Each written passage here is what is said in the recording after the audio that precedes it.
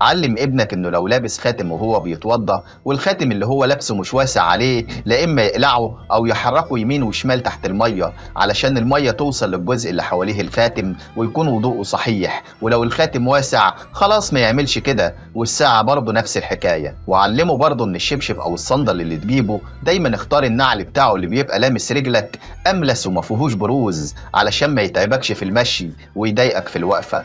وقول له ما ينفعش تاكل على السرير، ده مكان بتنام فيه، ما ينفعش تاكل عليه الا بقى لو هتفرش حاجه تحتك فمش مشكله خلاص. وعلمه ما يعديش من وسط اتنين واقفين ولا قاعدين، ما حبكتش يعني يعدي من بينهم الا طبعا لو مفيش مكان تاني يعدي منه. ووعيه على انه يسمع اكتر ما يتكلم، لان اللي بيتكلم كتير بيغلط كتير، واللي بيغلط كتير وشه بيبقى مكشوف مع الايام لانه بيتعود على الغلط. واللي وشه مكشوف بتقل شياكته من نظر غيره، والشياكه هي المروءه. والشخص لو ما عندوش شياكه في شخصيته بطبيعه الحال قلبه بيقسى وبيتنزع اللين من جواه. وعلمه انه لما يجي يطلب حقه ما يطلبهوش بضعف وبكسوف، علشان كده هيوصل للي بيديله حقه انه بيتفضل عليه وبيعمل فيه جميلة.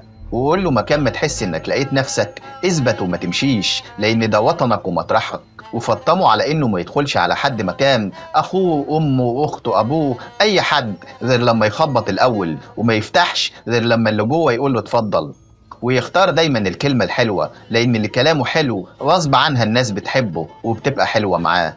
وفهمه إن كده كده المكتوب هيحصل، فارضى بيه يمكن برضاك ربنا يرضيه. وانصحه إنه ما يسرحش شعره وهو غرقان مية، لأن ده بيسبب تقصف وهيشان الشعر.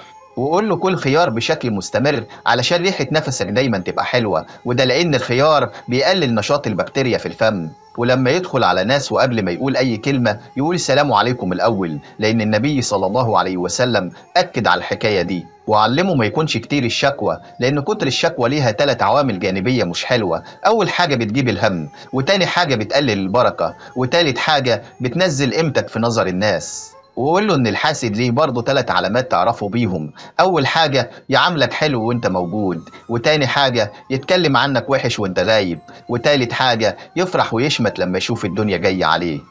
وفهمه ان اللي ما يزعلش على زعلك لا تزعل منه ولا تزعل عليه.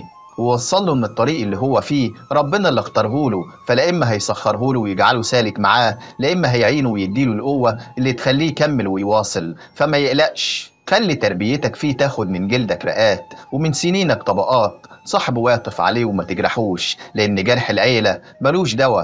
اديله منك على قد ما تقدر، لان بعدك مفيش حد، علشان لما تحدفه للدنيا يكون له معنى وقيمة ووزن. سلحه بعلامك، العلامة احسن من الفلوس. هو هيحرس الفلوس انما العلام هيحرسه. وحتى ولو المجتمع والدنيا شافوه غريب وحبوا يدفنوه ساعتها ما تخافش عليه، لانهم هيدفنوا بذرة هتنبت وهتفرع وهتظهر للنور، وهيبقى له جذور كمان، وده لانه متأصل ملو بعرق الجبين وبسهر الليالي. سلام عليكم.